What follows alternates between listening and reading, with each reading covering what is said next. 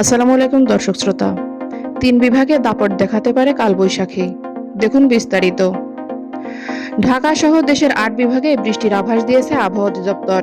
সেই সঙ্গে কোথাও কোথাও বিক্ষিপ্ত হয়ে শিলাবৃষ্টি হওয়ার আশঙ্কাও রয়েছে। প্রিয় দর্শক, আমার এই ভিডিওটি যদি আপনার ভালো লেগে থাকে তাহলে লাইক, কমেন্ট ও শেয়ার করতে ভুলবেন না। আর সবার আগে এমন সব গুরুত্বপূর্ণ তথ্য পেতে চাইলে আমার চ্যানেলটি অবশ্যই সাবস্ক্রাইব করে বেল আইকনটি বাজিয়ে রাখুন। ধন্যবাদ। পূর্বাভাস মতে রবিবার ঢাকা, রংপুর, রাজশাহী, ময়মনসিংহ, খুলনা, বরিশাল, চট্টগ্রাম ও সিলেট বিভাগের দু এক জায়গায় অস্থায়ীভাবে দমকা বা ঝোড়ো হাওয়া সহ বৃষ্টি অথবা বজ্রসহ বৃষ্টি হতে পারে। সেই সঙ্গে কোথাও কোথাও বিক্ষিপ্তভাবে শিলাবৃষ্টিও হতে পারে।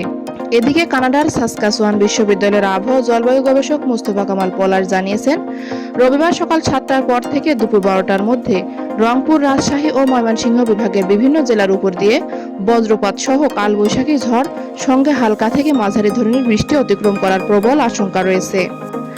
কালবৈশাখী ঝড় রংপুর বিভাগের পঞ্চগড়, ঠাকুরগাঁও ও দিনাজপুর জেলা দিয়ে বাংলাদেশে প্রবেশ করে দক্ষিণ পূর্ব দিকে রংপুর বিভাগের নীলফামারী, রংপুর, লালমনিরহাট, কুড়িগ্রাম ও গাইবান্ধা জেলার উপর দিয়ে অতিক্রম করে রাজশাহী ও ময়মনসিংহ বিভাগ দিয়ে অগ্রসর হওয়ার আশঙ্কা করা যাচ্ছে।